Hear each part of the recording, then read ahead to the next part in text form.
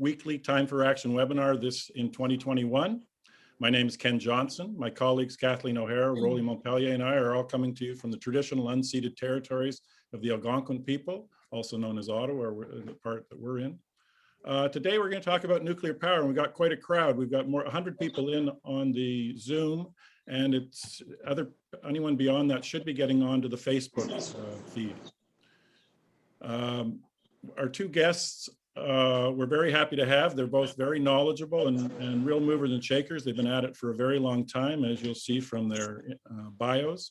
Angela Bischoff developed her activist skills as a director of the Edmonton Bicycle Commuters. In 1990, she co-founded the Eco-City Society, an Edmonton-based urban environmental advocacy organization. In 1999, she became the project manager with the Toronto Atmospheric Fund and Clean Air Partnership, both City of Toronto agencies that aim to reduce climate change and smog emissions. While there, she organized the annual Smog Summit conferences and managed the educational funding program, Cool Schools. More recently, Angela has taken on the nuclear industry as an outreach director of the Ontario Clean Air Alliance. She continues to her educational work through her Green Inspiration email list and publishes an email newsletter called No Nukes News that comes out regularly with just a ton of links every time. Our other distinguished guest is Gordon Edwards. In 1975, Gordon co-founded the Canadian Coalition for Nuclear Responsibility, and he's been its president since 1978, so quite a run. Gordon has worked widely as a consultant on nuclear issues and is qualified as a nuclear expert by the courts in Canada and elsewhere. Edwards has written articles and reports on radiation standards, radioactive wastes, uranium mining, nuclear proliferation, the economics of nuclear power, the non-nuclear energy strategies. He's been featured on radio and television programs, including David Suzuki's The Nature of Things. He's worked as a consultant for several governmental bodies, such as the Auditor General of Canada, the Select Committee on Ontario Hydro Affairs, and the Ontario Royal Commission on Electric Power Planning. In 2006, Edwards received a Nuclear Free Future Award. As usual, Kathleen will interview Angela and Gordon for about half an hour. Then I'll ask some follow-up questions, and then we'll go to your questions that we hope you'll put in the Q&A, and Rolly will ask some of those questions based on time availability. Okay, over to you, Kathleen. Looking forward to the session. Thanks, Ken. Welcome to our viewers. It sounds like we've got more than usual, so that's great. And welcome to our wonderful guests, Gordon and Angela. Angela, I'd like to start with an overview of nuclear power in Canada. Where are the reactors, and how many are there, and are there, and where are they? Thanks, Kathleen, and thanks to the organizers and to all the viewers for joining us, and to the First Nations on whose traditional territory I currently sit, including the Mississaugas of the Credit, the Anishinaabe, the Chippewa, the Haudenosaunee, and the Wendat peoples, now known as Toronto. Okay, so nuclear power in Canada. So the federal government began subsidizing Canada's nuclear power sector in the 40s, supporting the US war effort. With our uranium, we created plutonium in our reactors for US bombs, and we continue to do so for decades. We then realized that the waste heat generated in these reactors could boil water, create steam, turn a turbine, and create electricity.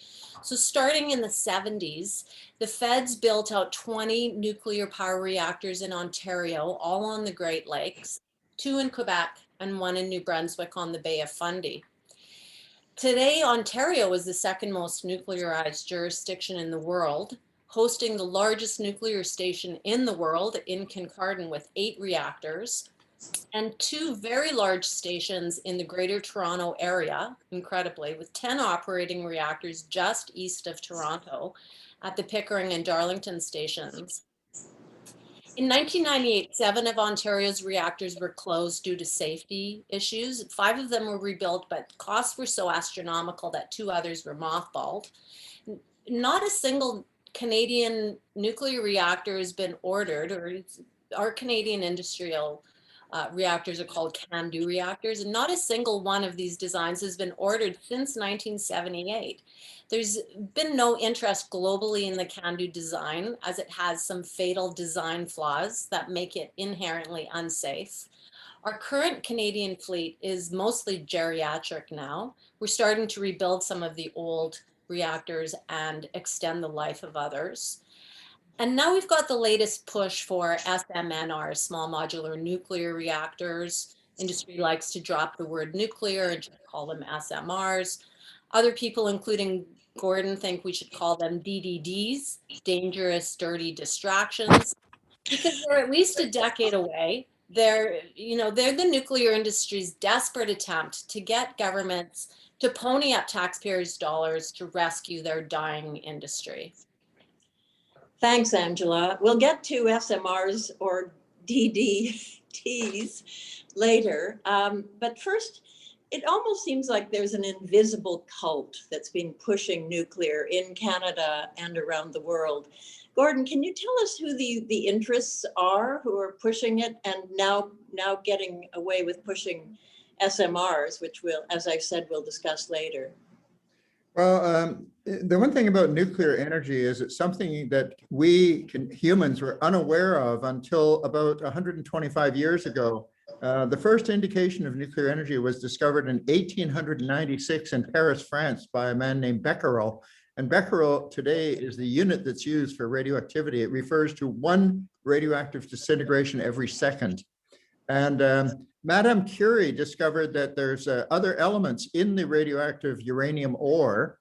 But it wasn't until 1939 that it was discovered that you could actually split the uranium atom and release an enormous amount of this nuclear energy. The main reason why it's attractive is because it's the most powerful force in the universe. And when you see an atomic bomb, an atomic nuclear explosion, you realize what an incredible amount of energy can be released at one time. Now, as Angela has already indicated, initially the purpose for nuclear reactors was simply to produce plutonium. As the atoms are split, the uranium atoms are split, some of the uranium atoms do not split. They become heavier and turn into a brand new element which doesn't exist in nature, called plutonium. And plutonium is an even more powerful nuclear explosive. So when Canada first began, we actually built our first reactors at Chalk River for the purpose of producing plutonium for atomic bombs. And we sold plutonium for 20 years to the Americans from the can-do reactors, not from the can-do reactors, sorry, from the research reactors at Chalk River for the purpose of atomic bombs. And the reason we did that was because it was so expensive to develop our own peaceful nuclear energy program. And so we generated some revenue by selling plutonium. When India received a gift from us, we gave them a gift of a Chalk River reactor, and they used it for the same reason that we did. They produced plutonium for bombs, and they exploded their first bomb in 1964.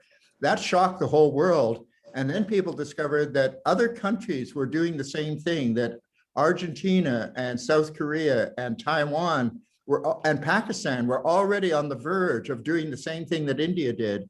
And so there was a crackdown and a retrenchment and a realization that even though we may produce electricity with these nuclear reactors, there's still weapons producing plutonium machines as well. Gosh. Well, let's start at the beginning of the process with uranium mining. Where is it mined in Canada? And I guess, as you both said, originally for bombs. Where is it mined in Canada? And has there been any kind of environmental destruction because of that? Angela, do you want to say something about that? I'll let Gordon take that one. Okay. Yeah, well, the reason why Canada was involved in the World War II atomic bomb project was because we happened to have a radium mine. Radium is a natural byproduct of uranium, and it was selling for about $70,000 a gram in 1930, sorry. And in 1930, we opened a radium mine in the Northwest Territories, way up in Great Bear Lake in Satu Dene territory.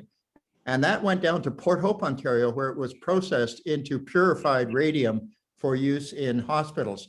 Now, it turns out that, as I said, it wasn't until 1939 that they discovered you could make a bomb with uranium. So all of a sudden, Canada's uranium supplies became accessible and necessary for the bomb program. And that's how we got involved in the first place. Up until 1965, we had hundreds of mines operating in Canada, and all of the uranium was sold for bombs at that time. So the Cold War nuclear weapons buildup was done mostly by Canadian uranium. After that, Prime Minister Lester Pearson said we would no longer, in 1965, he said we'd no longer sell uranium for bombs. We would only sell it for peaceful purposes. And since then, our uranium, we've become the largest, one of the largest uranium suppliers and exporters in the world. And we are still mining uranium where other countries have largely stopped mining uranium. And all of that stuff is going out now for use in nuclear reactors. But as I said earlier, nuclear reactors produce plutonium, and the plutonium is around for thousands of years afterwards. So you can't get away from the bomb connection. But where are these mines? Are they mainly in Saskatchewan? They started off in the Northwest Territories, and then they moved to northern Saskatchewan, a place called Uranium City, which is now a ghost town, but filled with, we have over 220 million tons of radioactive sandy waste left over from uranium mining. 85% of the radioactivity in the ore is left behind in the waste byproducts. It was Madame Curie who discovered that when you extract uranium from a uranium ore, the residues are about 6 times more radioactive than the uranium itself. And that's because there are a whole bunch of byproducts of uranium which are left behind, dozens of them, and they are all far more dangerous biologically than the uranium itself. One of those substances is polonium-210 that was used to murder Alexander Litvinenko. They put some polonium-210 in his tea in London. Polonium-210 is said to be 180 billion times more toxic than cyanide. And it's left behind now in the waste piles from uranium mining here in Canada. So are there great areas of northern Saskatchewan that are just uninhabitable or even unvisitable? They're located mostly around what's called the Athabasca Rim, which is the rim of a giant crater of a meteorite that hit Saskatchewan in primordial times. And that's where they find most of the uranium deposits. But they're some of the richest uranium deposits in the world. And that's why we can keep on mining it when other countries can't afford to mine it, because the grade is so high. That's the percentage of uranium in the rock. Okay, Angela. Nuclear promoters say that nuclear is clean and green. What do you think of that statement? Well, industry efforts to greenwash nuclear energy really make a mockery of our clean energy goals. While nuclear during the electricity generation stage has a smaller carbon footprint than fossil fuels, its impacts still are very great and beyond just the carbon footprint.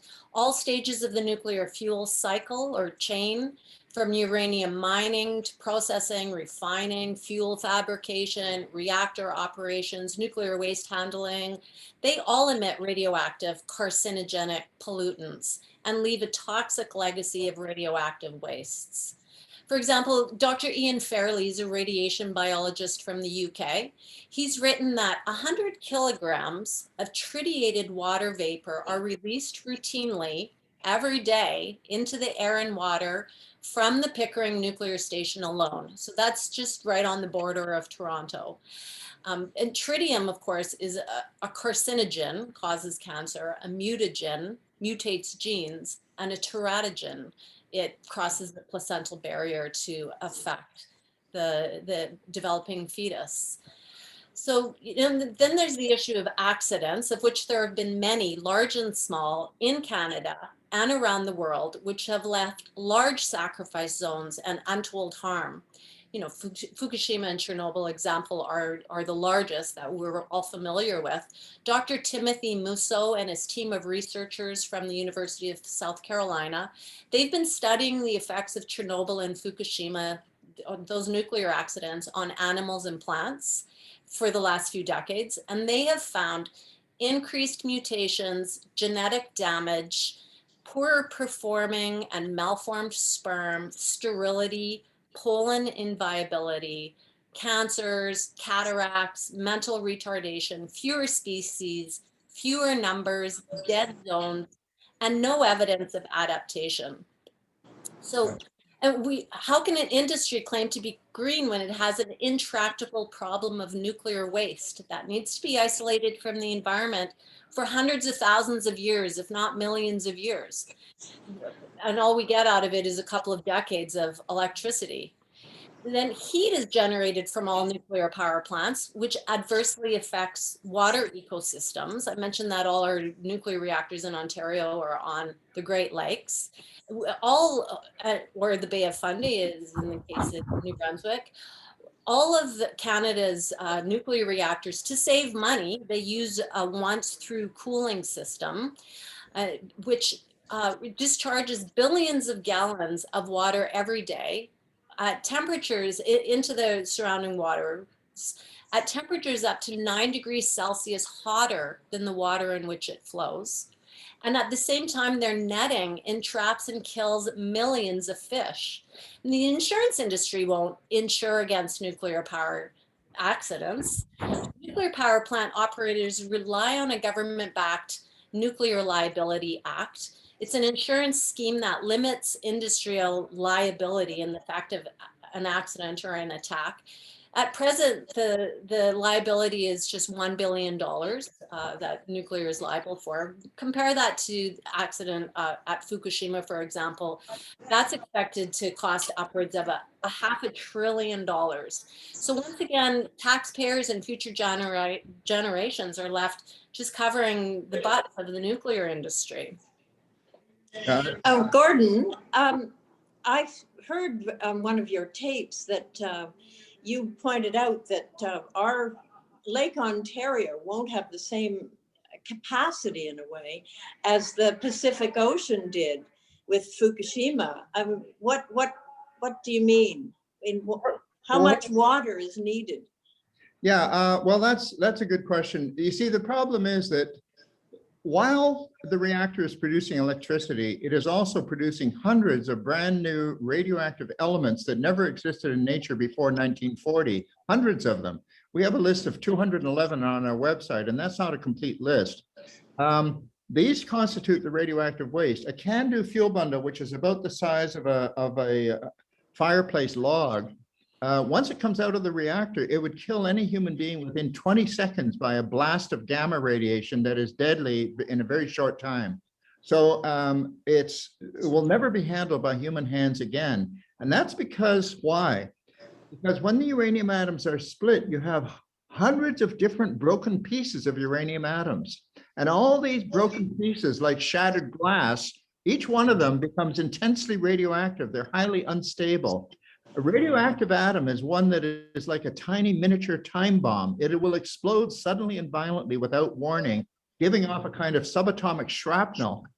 And it's that shrapnel that we call atomic radiation. And that's what is so damaging to living things. Now, we don't know how to stop radioactivity. So when we shut down a reactor, for example, like at Fukushima, when the earthquake happened, they shut down the reactors within 2 seconds after the earthquake. But it was almost a day later that those reactors melted down. Why did they melt down? It's because the radioactivity cannot be shut off. And radioactivity is a form of energy which continues to generate heat. And unless you are able to remove that heat, the temperature is going to climb up to over 5,000 degrees Fahrenheit, 3,800 degrees Celsius. And the fuel will melt at that point. And that's what happens with a meltdown. They have to cool the fuel after removal from the reactor for 10 years in a pool of water, circulating water, because otherwise it will spontaneously overheat itself just because of the radioactivity. When they plant it underground, when they bury it underground, Atomic Energy of Canada Limited has calculated that the rocks under the rocks underground will heat up, and it will take 50,000 years for the temperature of the rocks to return to normal. And that is such a small period of time, 50,000 years, that they call it the thermal pulse, because the actual radioactivity in terms of danger to biological organisms lasts for over 10 million years. So these are indications of why it's such a problem. Now, normally these wastes are safely contained in the reactor fuel, and they're not emitted except in small quantities into the environment. When you have an accident, all of a sudden these things are released. And so what you're seeing with an accident is simply a release of a small part of what's already inside the reactor. Those are the radioactive wastes. And it's not just the spent fuel, is it, Gordon? It's, what about all the equipment? I mean, what do they do? Is that all still radioactive and dangerous for thousands of years? What about a worker's gloves? Or, Yeah. I mean, how widespread is the waste? That's a very good point. Many people think that the irradiated fuel is the only kind of radioactive waste. This is not so. The way uranium atoms are split is by little projectiles called neutrons. And when those neutrons hit a uranium atom, it either splits and becomes the so-called fission product, highly radioactive, or it can become heavier and turn into plutonium. That's how plutonium is created. Some of the uranium atoms absorb the neutron and become plutonium. Now, in addition, all of the structural materials, the concrete, the steel, all the things that are around the core of the reactor, they also absorb neutrons. And when neutrons are absorbed, what it does is it destabilizes the atom and turns that atom from a non-radioactive atom into a radioactive atom. So perfectly good steel and concrete that was used to build the plant, non-radioactive material, comes out intensely radioactive and can never be reused again for any other purpose. It has to be all treated as radioactive waste and will remain unusable for other purposes for hundreds of thousands of years, and also dangerous to living things. Well, what did the nuclear industry, when it was getting started, say it was going to do with the waste? Or did it just say, oh, don't worry, be happy? They didn't tell Gordon? anybody. They didn't tell anybody there was waste. When for 30 years, they never mentioned waste, and the politicians who approved the building of these nuclear reactors had no idea that there was a problem with radioactive waste, because they were told, as we were all told, that nuclear energy is clean. Nuclear energy is clean and safe. Clean and safe means it's not a problem. And that's what everybody thought until about the 1970s. In the 1970s, around the middle of the 1970s, it suddenly came to light that these were major problems and that the industry had no place to put these wastes and no plan to store them permanently out of the environment. That's the very first time that the government of Canada officially acknowledged the existence of these radioactive wastes. In 1977, they published a report, a green paper so-called, which was called the Hare Report, and it was called Managing Canada's Nuclear Waste. And from that day to this, there has not been a single nuclear power reactor ordered in Canada. All the ones that were ordered, including the Darlington, the Bruce, the Pickering, the Gentil reactors here in Quebec, the ones in the Pro, they were all ordered under false pretenses that it was clean energy and that there was no problem. That's incredible. Angela, no wonder you're fighting against nuclear power, especially the extension of it. Can you tell us a bit about the SMRs, the small modular reactors? I mean, with this history of waste and accidents and secrecy, what are we in for? Because I think the Trudeau Liberals and 4 other provinces have signed on to push for these SMRs. Yeah, well, first I'll just address that conventional large reactors were really a bust in terms of cost and safety. They proved to be a boondoggle for the feds and essentially bankrupted Ontario Hydro. It took tax and ratepayers decades to pay off the $20 billion stranded debt that was bequeathed to us from our nukes. So no surprise, also, world interest in nuclear power has waned substantially over the past 20 years, in part due to the global catastrophes of Chernobyl and Fukushima. A number of countries have announced they're phasing out nuclear power altogether, because these large reactors just can't compete against the lower cost renewable options. So as a result, nuclear share of world electricity supply is steadily shrinking. Today, it's just 10% of the global electricity market, and that share is declining fast, especially now as old reactors around the world, which were mostly built pre-Chernobyl, they're all being shut down and no new ones are being built to replace them. So amidst this decline comes the promise of SMRs or DDDs, only they're not small and they're not modular. So the SMR that Ontario Power Generation wants to build at Darlington, just east of Toronto, is 300 to 400 megawatts. This is just a downsized conventional reactor. By comparison, the Pickering reactors are just over 500 megawatts. And there's nothing modular about it. It's not going to be built with off-the-shelf mass-produced components, such as solar and wind. It's not going to be portable, and it's still going to require super tight security. Like, you don't need automatic weapons and SWAT teams to guard a wind turbine or a solar farm. But let's not forget that this SMR technology doesn't even actually exist. It's nothing more than plans on paper. There is not a single SMR pumping out electricity anywhere in the world. It's never been tested under real world conditions. It's known as a PowerPoint reactor because it's still on paper. And Gordon, getting back to waste, SMR proponents say that the SMRs will be safer and will even recycle their own waste. Is this true? No, this is not true. It's part, as in many cases with nuclear, it's a tiny part of the truth. They like to tell you the part that they want you to believe and leave out everything else. It so happens that inside the irradiated nuclear fuel, there is a small amount of plutonium, small amount in volume.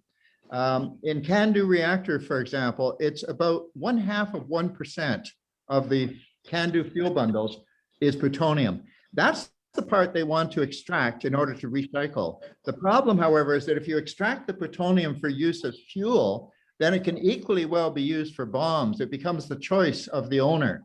So if you want to sell these reactors around the world, as they say they want to do, the idea of extracting plutonium is a recipe for disaster, because it means that any country in the world that has a small modular reactor can find a way to extract the plutonium and build atomic bombs as well. So it's a proliferation machine. Now, most of the waste, all of the fission products, remember the broken pieces of uranium atoms, they cannot be recycled. They cannot be reused. And in fact, they will be multiplied by the small modular reactors, not reduced. Even the long-term, the million-year, 100,000-year half-life materials, which are the biggest problem for long-term storage, they are not destroyed by a small modular reactor. And why, for example, has the government of Canada been so foolish as to outlaw environmental assessment hearings for these reactors? These reactors contain the same kind of waste. Every kind of waste that you find in a large reactor, you also find in a small reactor, including the structural materials. What are they going to do in remote areas if they build these reactors? They might be able to take the fuel out. Even that's going to be very difficult. But how are they going to dismantle the structure and remove all the radioactive debris from remote communities? Are we going to have nuclear waste repositories, hundreds of them all over the country? Because that's what it sounds like. So small modular reactors are also very expensive. The reason they built large ones in the first place, they started off with small ones and they turned out to be so expensive, they had to get economies of scale by building a large one. So when they go back to small ones, it's actually more expensive per unit of energy. And what they're hoping to do is by mass producing them, by like refrigerators or air conditioners, that they can cut down the cost that way. But there's over 100 different models. Canada alone is looking at 12 different models of small modular reactors, and they're all different. They're all competing with each other. So it makes it impossible that one of them could corner the market and make it viable by mass producing them because there's too much competition. So I believe that it's a desperation move by the nuclear industry, which, as Angela said, has been shrinking. They used to be, 25 years ago, they accounted for 17% of global electricity. Now it's 10%. And within the next 10 or 20 years, it's expected to shrink to 5%.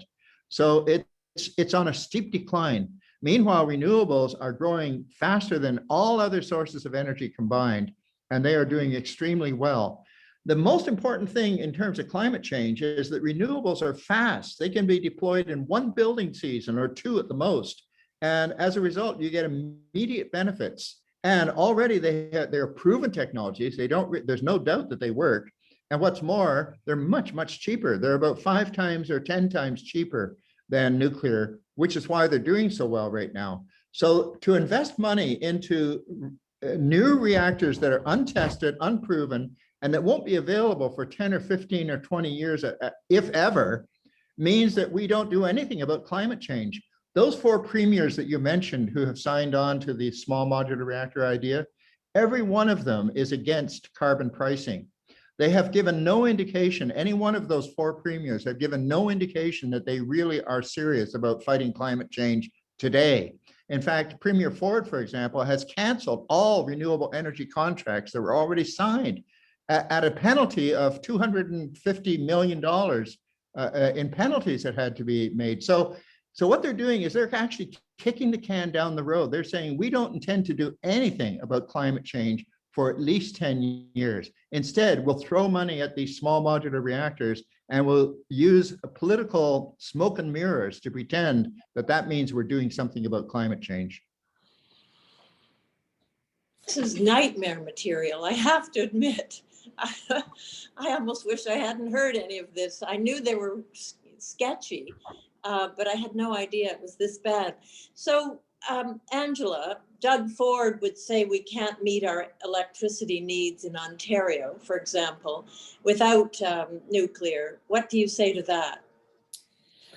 Well, the Ontario Clean Air Alliance has developed a roadmap for how we can phase out nuclear and gas electricity in the province, while at the same time lowering electricity bills.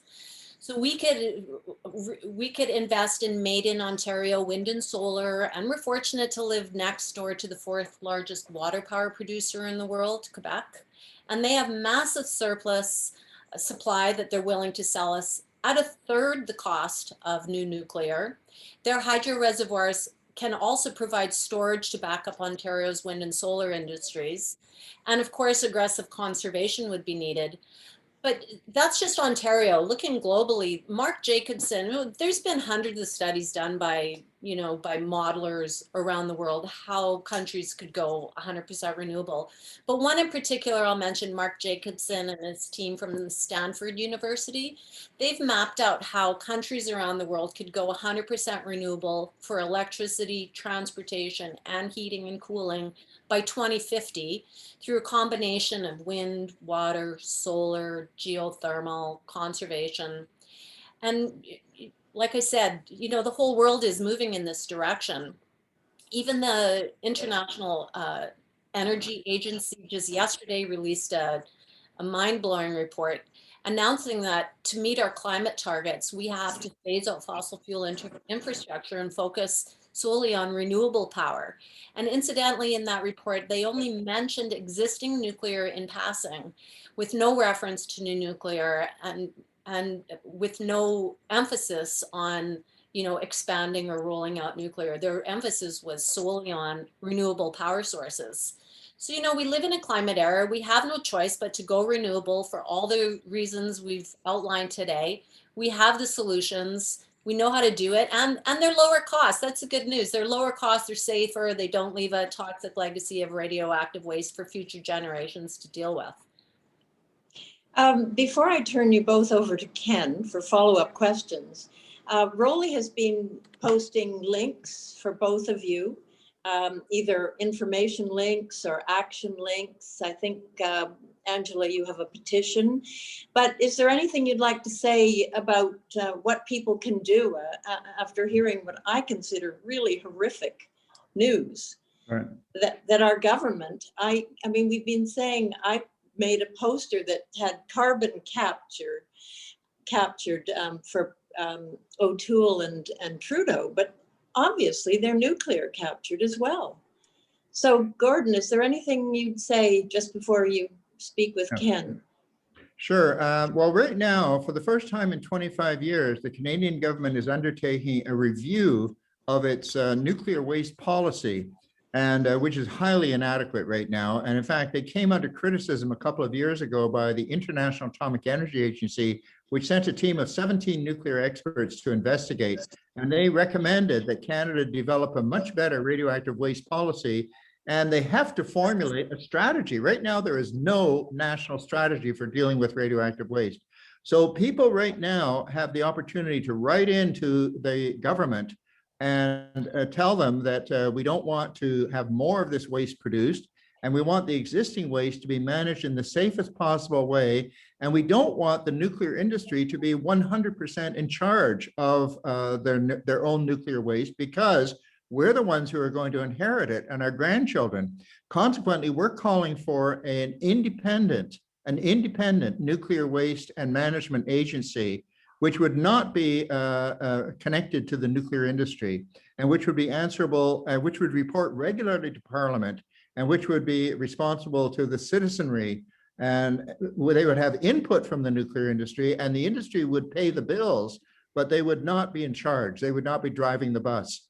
Many people believe, our organization has said that given the fact that several massive failures have occurred in recent years. In Germany, for example, they had an underground repository for radioactive waste that failed. It turned into be a fiasco. And now they're spending the equivalent of $5.7 billion to take the radioactive waste out of that repository, because it's contaminating the groundwater and getting into the surface waters as well. That's in Germany. Down in Carlsbad, New Mexico, they had an explosion underground, 750 meters underground, and plutonium dust rose right to the surface and contaminated 22 workers and went downwind. So we're not sure that these underground repositories are such a safe idea. We think that we should keep the waste more or less where they are, but not so close to the lake. They should be pulled back from the lake. And Angela's organization has got Dr. Gordon Thompson to write a report on how we should build a bomb-proof shelter for this waste, not far from the reactor site, but not so close to the water as it is now. And we should be looking after this waste very closely and making sure that, fortunately, we know how to package it to keep it out of the environment.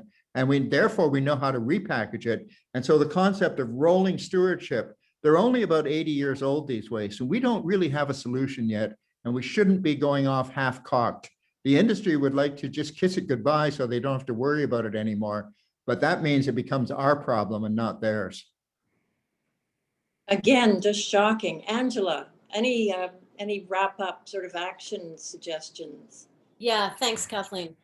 So we need big numbers to stir this up. The Ontario Clean Air Alliance, we're regularly talking to politicians, and that's what they're always saying. A, they don't hear very much concern about nuclear power, and B, they need support from their constituents. They need to know that this is a big issue. So we need to stir up the numbers. We need to organized to oppose taxpayers' dollars propping up this ailing industry. And we need to push for funding for renewable sources that are cheaper, faster, more reliable and safer, and are based on energy efficiency and renewable sources. If you're a group, more than 100 Canadian groups have characterized SMR as a dirty, dangerous distraction from tackling climate change. And you can sign your group up to that list as well, and Rolly will put the link in the chat bar. And individuals, you're invited to send a message to federal ministers to stop funding new nukes by going to nonewnuclear.ca. And once you've done this, we'll keep you in the loop on this issue so that you can engage further moving forward on this issue. And we're also organizing in the Ontario region to oppose this new GTA reactor, this small modular reactor they want to build at Darlington. And if you go to nogtareactor.ca, you can send a message to provincial politicians saying, invest in renewables, not nuclear. And once again, we'll keep you in the loop moving forward how you can engage further on this issue. Okay. Oh, yes, sorry. We're also distributing tens of thousands of leaflets in the GTA area, door to door, to homeowners opposing this new GTA reactor. If you can help me with that process, we're just popping them in mailboxes, very grassroots outreach. And yeah, this is the battle of our time. Climate change is the battle of our time, and wasting more dollars and time on new nukes would just be a travesty. So let's speak out against this dirty, dangerous, expensive distraction and invite you to join us. Thank you. I'd like to mention too, for people in the Maritimes, New Brunswick is targeted for two small nuclear reactors. And there's a really active organization called CRED-NB, CRED-NB. And you can contact them through, if you go to NB Media Co-op, you'll find out all about them. Well, thank you both very much. It's just been, I won't say inspiring. No, it's been inspiring to stop nuclear energy. Anyway, I'll turn you over to Ken. Ken? Thanks, Kathleen. I don't think I will ask any questions because Kathleen, you seem already too upset and they just keep coming out with more information that's upsetting. So probably maybe I just shouldn't ask any questions, but maybe I should. I wanted to turn the focus a bit to the jobs and the costs, because of course, those are the things that politicians listen to. And you've already mentioned some, but the first thing I wanted to talk about was just how much cost do you think is going to be involved in developing one of these small nuclear reactors or modular reactors? And of course, I assume all that money is going to come from the government because the private sector is not investing money, as what my assumption is. I know Bill Gates has put a bunch of money in. He's got some of his rich friends put money in. But my understanding is that their plan is to pitch it all over to the federal government for the big money spend. Anyway, either of you like to pick up on that?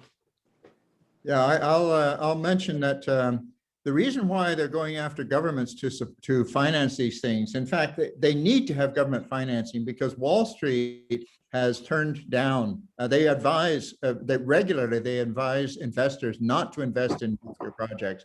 They themselves will not invest in nuclear projects unless there are financial guarantees from the federal government of the US or Canada to guarantee those debts. It means that these are venture capitalists who are investing in a risky proposition with no risk to them because the government, the taxpayer, is left holding the bill.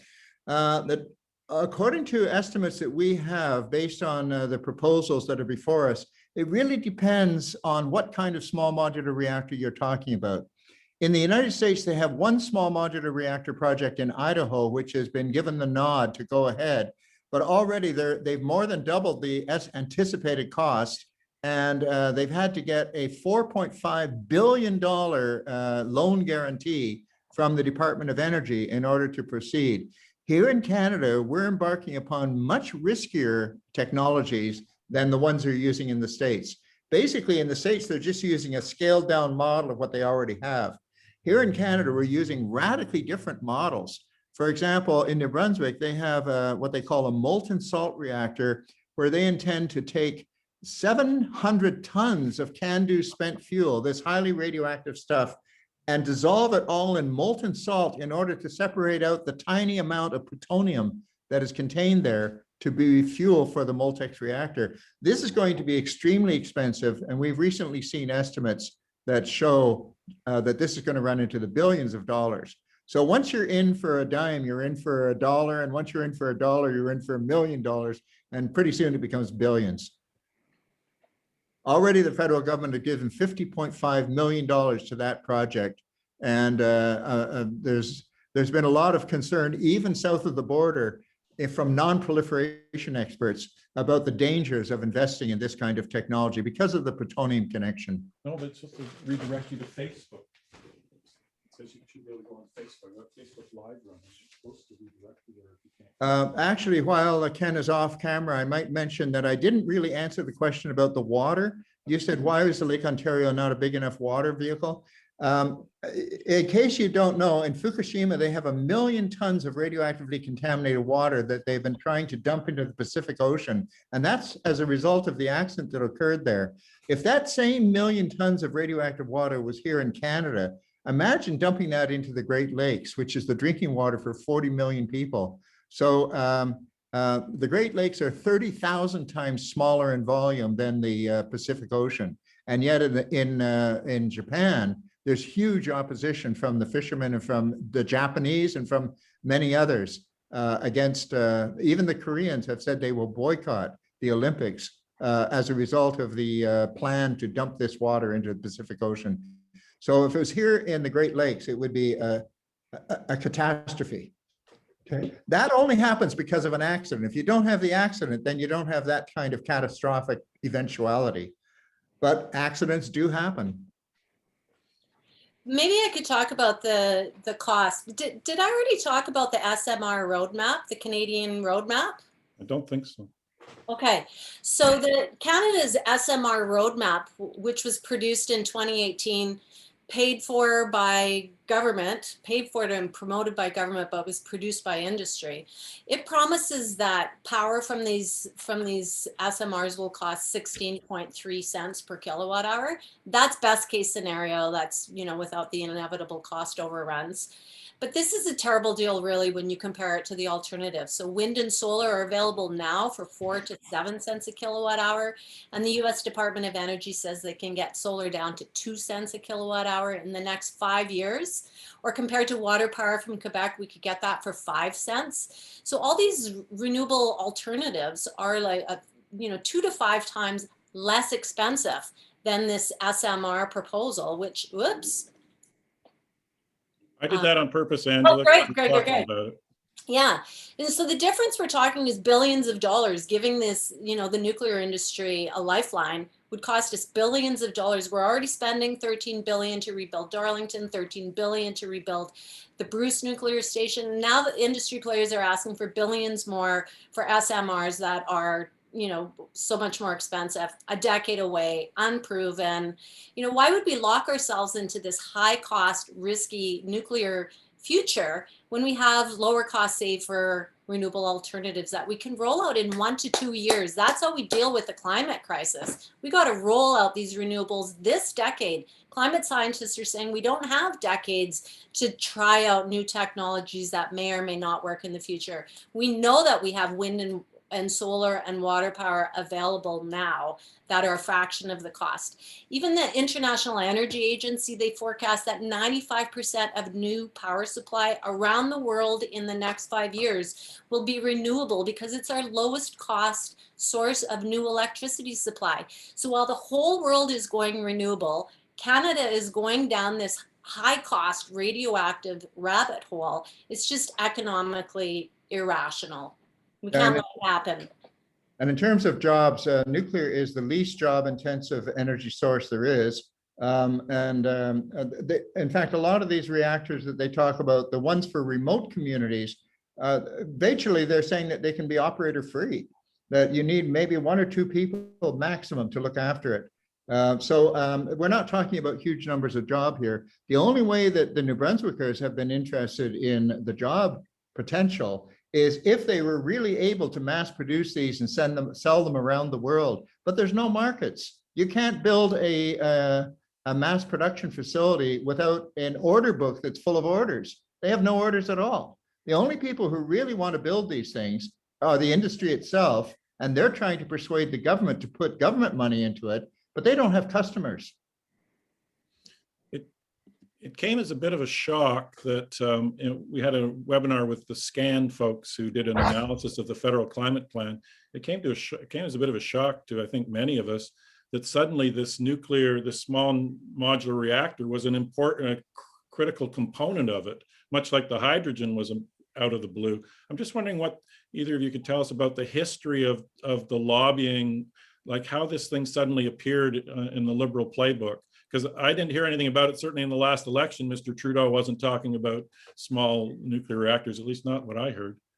Well, I think that part of the problem is that the Natural Resources Canada has been totally concentrating by the nuclear industry. They have infiltrated into the NRCan civil service to such a degree, along with the oil and gas companies, that as soon as a new person is assigned to NRCan, as a senior civil servant or as a deputy minister, they get bombarded with pro-nuclear and pro-fossil fuel information.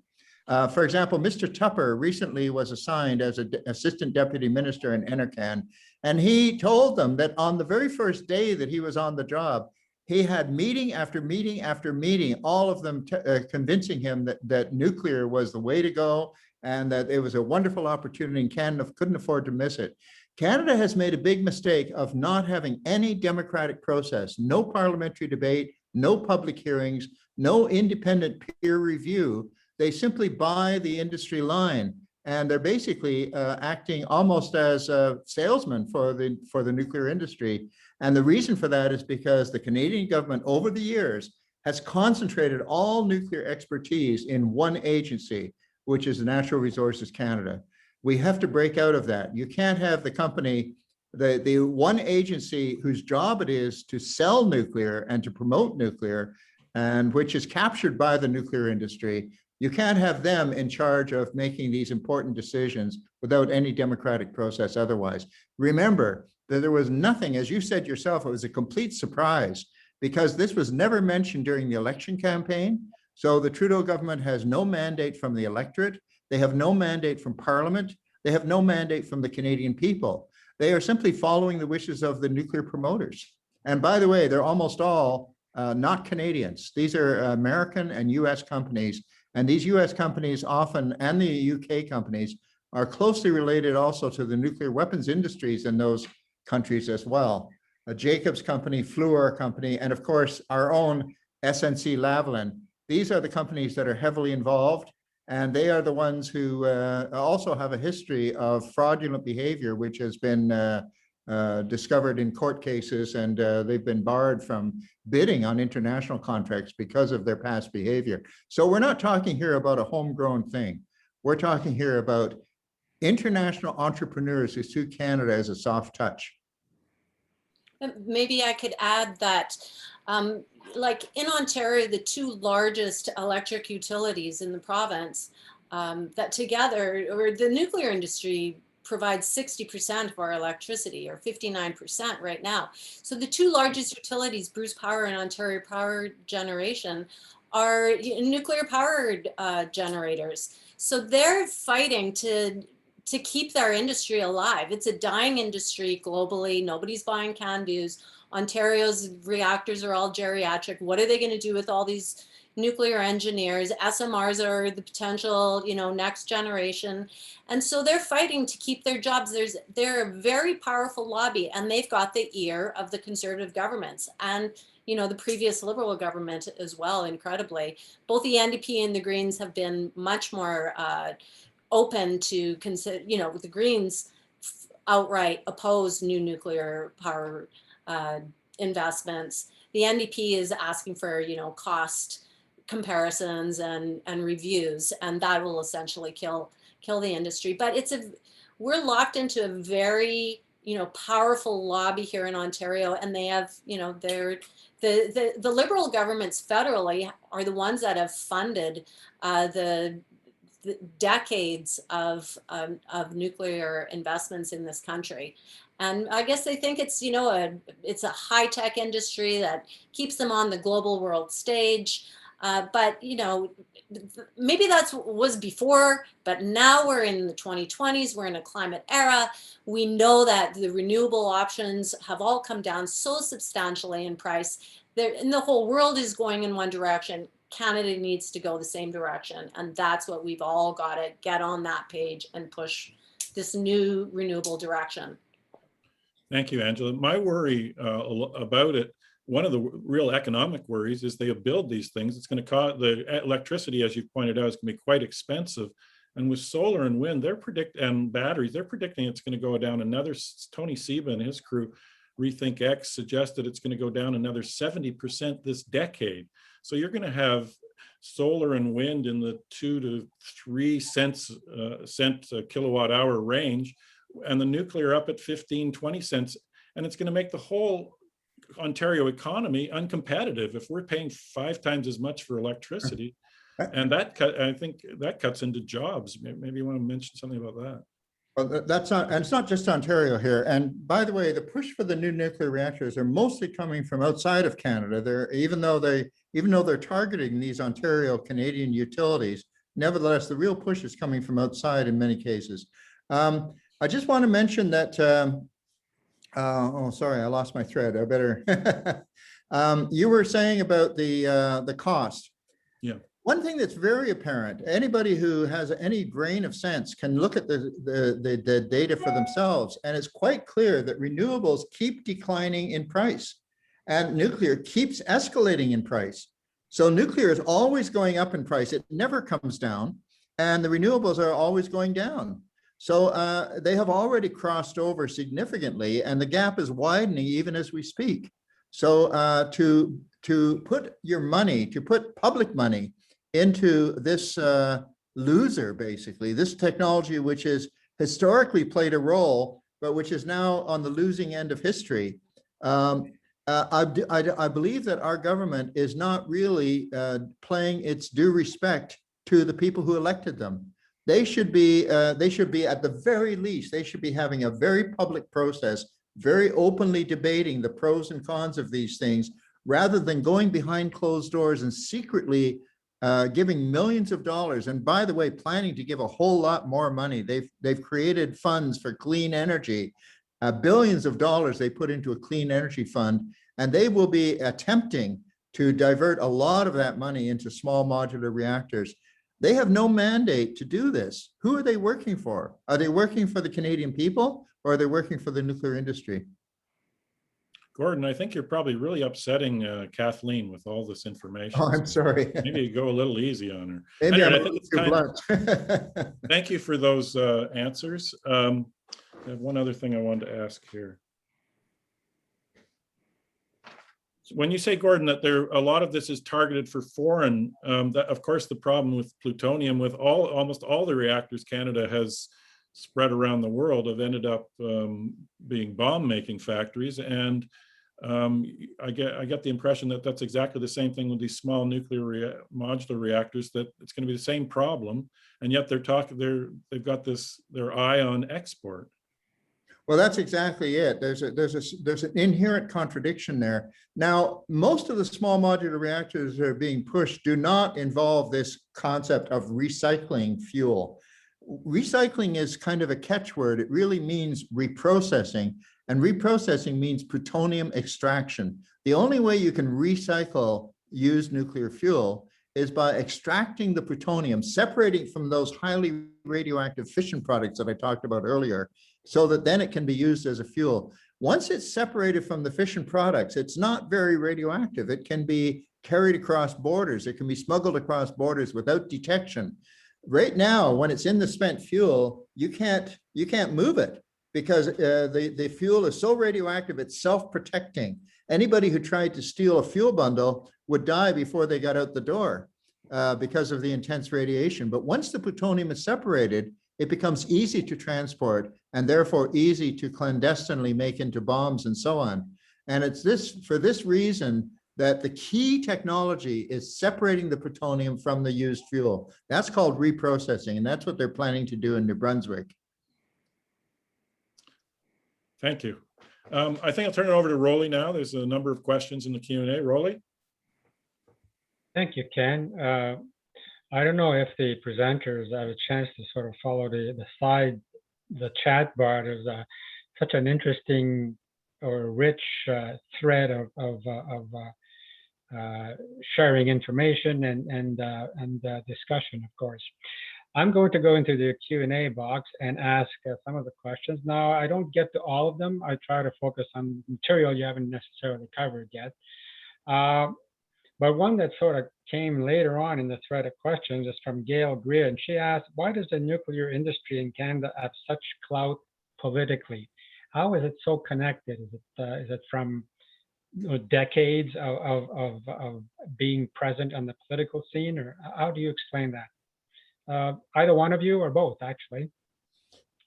Well, if I might say, for one thing, it involves high tech, and Canada doesn't have too many high tech success stories. And because Canada takes a lot of pride in the fact that they were in on the ground floor on this new technology originally, because of the circumstance that they were involved in the World War II atomic bomb project. So they thought, wow, are we ever lucky? We got in on the ground floor of this great new technology, and we'll be able to sell these reactors around the world. And they did, in fact, sell them to Pakistan, to India, to Taiwan, to South Korea, to Argentina. But then they found that all of these countries that I just mentioned were interested not only in the energy, but also in developing bombs. So that put a kind of a slowdown on it. And since that time, they've had tough going. They've had a tough time selling these reactors, and they've managed to sell some to Romania and to China. but it's been pretty well a dying industry, as Angela has said. Here in North America, even the big companies are saying that there's not going to be any more large reactors sold in North America ever. But maybe these small reactors can be sold. So the small reactors, I think, are an effort on the part of the industry to keep itself alive. And they're trying to tell the governments that, look, maybe we didn't succeed with the big ones, but maybe we can succeed with the small ones. So let's have another go at it. Now, in terms of the government, they're concerned about the companies that are involved in these industries, involve some of the high-tech industries in Canada. For example, the ones who developed the Canadarm also developed the robotic control systems for CANDU reactors. The companies that build the very fine engineering work in CANDU reactors are some of the best in Canada.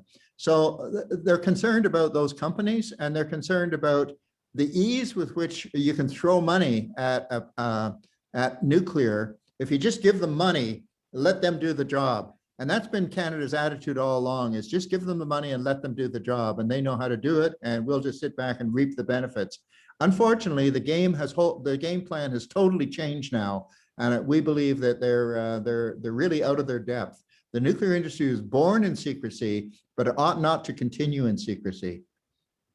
But it's still a very powerful lobby, I guess. Did you want Still to a add to powerful lobby. Did you want to add to that, Angela, or shall I move on? Okay. Okay. I'm answering questions in the chat bar because there's lots of, or in the question bar, there's lots, or we Perfect. can answer them quickly. We could just get through all those Yeah. questions. Okay, so one question I have, and maybe you can take this one, Angela. It's from Susan O'Donnell, and she's asking, so the Minister of Natural Resources, Seamus O'Regan, says there's no path to net zero, sorry, without nuclear. And that is why they are promoting SMRs. What's the best way to counter this argument, or to argue against this? Well, I like to quote, the non-environmental organization called the International Energy Agency. And they say that 95% of new electricity supply over the next 5 years is coming from renewable power. And now they're saying, we need to phase out fossil fuels, and SMRs are a decade or two down the road. The International Energy Agency is saying we need to meet the Paris commitments by 2030, and that means SMRs are out of the picture. They're not even really mentioning, didn't even mention SMRs in their recent reports. So let's quote them. Okay. Yeah. There's also Gordon, what Seamus O'Regan has said is that he has not seen any scenarios to reach net zero without nuclear. He didn't say that nuclear would do the job. He just said that he hasn't seen any scenarios that don't include nuclear. Well, maybe that's because he hasn't been shown those scenarios. What he should be doing is asking Canadians to supply scenarios. Can you please, let's have a public inquiry into what the future of Canada's energy supply should be, and how we can really get to net zero, because there's been many studies done over the years. I participated in one in the last century that was published by Energy, Mines and Resources and Environment Canada, which talked about how we could shut down all the fossil fuels and all the nuclear in Canada. By the way, a lot of people don't know that Canada is already 67% renewable, that we're very high on renewables, and we just have to take that advantage and go with it, instead of trying to, we don't actually need nuclear power. What we need is energy that's sitting there waiting for us. As Angela has said, we've got huge surpluses in Quebec that we can draw upon. There's also huge surpluses in Manitoba, hydropower as well. And we've got these possibilities of renewables, which are being canceled by Doug Ford. I think that what we have to do is do what's cheapest and fastest in order to get the maximum results right now.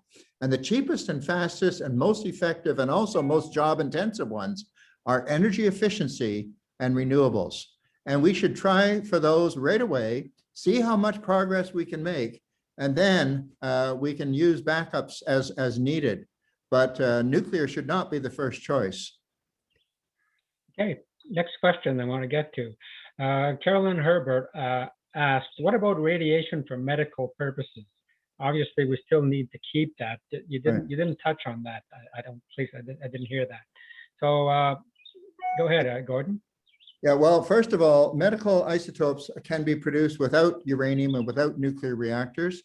Technetium-99, for example, is no longer being produced by the Canadian NRU reactor, but is now being produced by cyclotrons and linear accelerators and devices which do not use nuclear. A lot of the nuclear medicine that was used, for example, it was at University of Manitoba developed the so-called cobalt therapy using radioactive cobalt-60. They've now got rid of that and they're using electrons instead. They're using what are called electron therapy in place of cobalt therapy. And that is the trend around the world. So they're actually moving away from radioisotopes that are not needed. And they're also producing radioisotopes that are needed in non-reactor settings. They don't need reactors for this. Many people might be surprised to know that there were only 5 reactors in the entire world that were supplying the world supply of technetium-99, and they were all old reactors and none of them were power reactors. So if you need to run a few small reactors in order to produce certain isotopes, fine, that can be done. But we don't need to have a whole huge industry based on nuclear power for that purpose. That's not needed, and it's not something that is cost effective. I think that's a very important clarification because most people, including myself, would think that the two are intimately linked, and obviously they are not. A quick question here, which is a bit of a, I guess, different, from Janice Wilson, and she asked, can you explain how insurance companies will not cover our homes for nuclear contamination or accidents? I heard we only get about $1,500 to $2,500 per house, and is that from government? What's the story there? Did you want to take that, Angela? Okay, well, I can tell you the history. Go ahead, Gord. Back in 1953, President Eisenhower said, let's have atoms for peace. And everybody didn't know what he was talking about because they didn't have nuclear reactors for peaceful purposes, only for military purposes. So in 1957, there was a report done by the Brookhaven labs in the United States that said that in the case of a nuclear accident, it would cost about $7 billion in damage in 1957 dollars. The US Congress had hearings with insurance companies and said, how much would it cost to insure? And they said, we can't insure that. There's no way we can insure a $7 billion loss. We, by law, have to have the finances in place to be able to cover that kind of a loss. We can't do it. And so as a result, from that day to this, every insurance policy in the Western world has a nuclear exclusion clause saying that if in the event of a nuclear accident, your property is not covered, you are not covered, your insurance is void. And that's written into every contract. So as a result of that, the government has to come to the rescue, and the government passed a law called the Nuclear Liability Act, in which they say, we're going to limit the liability of the owner of the reactor so that they can't be sued beyond a certain amount. And because people have no insurance, so if they want to they're going to have to go after the owner of the company, but they have to be limited in liability, so otherwise they will shut down. So the government actually covers the bulk of the insurance costs. You're going to have to go to the government of Canada to ask for compensation. Oh, interesting. I did not know that. You know what? I think these would have to be 2 hours long, Ken, in order to get through all of these, these very, very rich questions and issues. But I turn it back to both you, Kathleen, and Ken. My 12 minutes are up, and I think back to you. Thank you, Angela and Gord, for dealing with these. Thanks very much, Rolly. Kathleen, you want to talk about next week? Oh, mute. No, she doesn't. Anyway, before the poster comes up, as Gordon and Angela pointed out, our government seems to be captured by the nuclear industry, and they're obviously captured by the oil and gas industry and the blue hydrogen, the natural gas industry.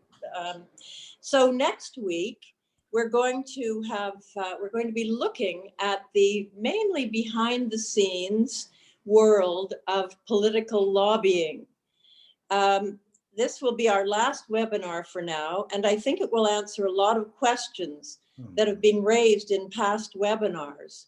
Who really holds power in this country as we face challenges of the challenges of the climate crisis? who influences government policy through persuasion and sometimes money. Oil and gas lobbying and other lobbying have distorted our democracy. We'll find out why and how with our guest Duff Conacher of Democracy Watch and Kevin Taft, who's written a wonderful book, Oil's Deep State. Again, frightening information, but I think information all Canadians need to have, especially in these difficult times. So I'm sorry I was reacting so strongly to this information about nuclear, but really it's quite shocking. And I'm so glad you've helped us learn about this rather secretive and frightening world, Gordon and Angela. And thank you to our viewers for joining us again. Hope to see you next week. Over to you, Ken. Thanks, Kathleen. I had someone sent me a question and I promised them I'd ask it and I didn't. This is from Phyllis Robbins. Please tie in with the unsuccessful slowpoke attempt in 1988-89 at the CHUS hospital in Sherbrooke and the battle there. The citizens and especially staff opposition killed it. Then they tried Peterborough GE plant. Did either of you want to take that question? That's an interesting, I know Phyllis Robbins actually. She and her husband, Walt Robbins, were instrumental in getting the Manitoba government to pass a law against the importing of nuclear waste into Manitoba for the purpose of disposal. Yeah, the slowpoke reactor was an example of a small reactor. We don't have a good history of small reactors in Canada. We had a small reactor built here in Quebec called John T1. It only operated for 180 days and it was a complete fiasco.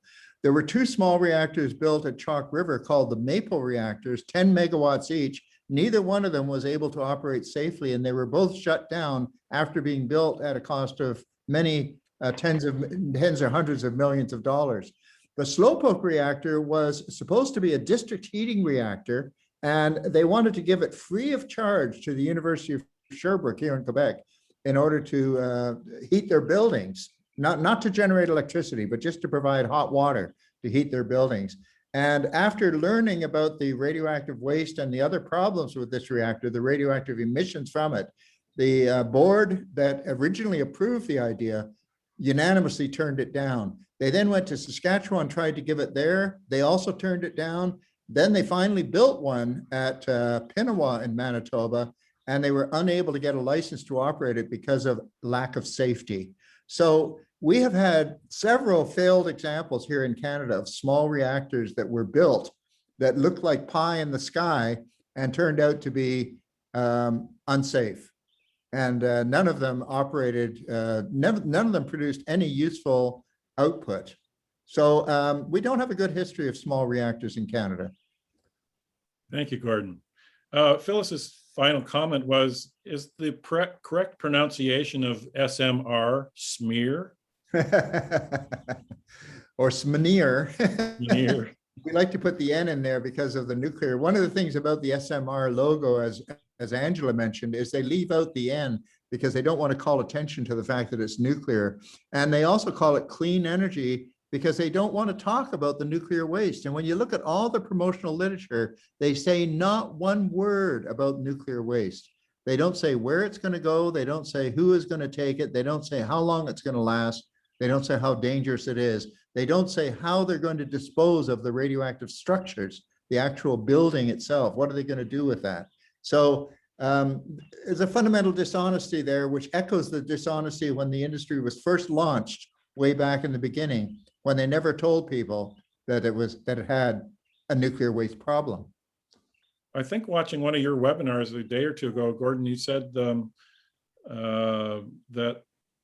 the MOUs that the feds have signed with the provinces explicitly say they can't talk about the risks. Is that true?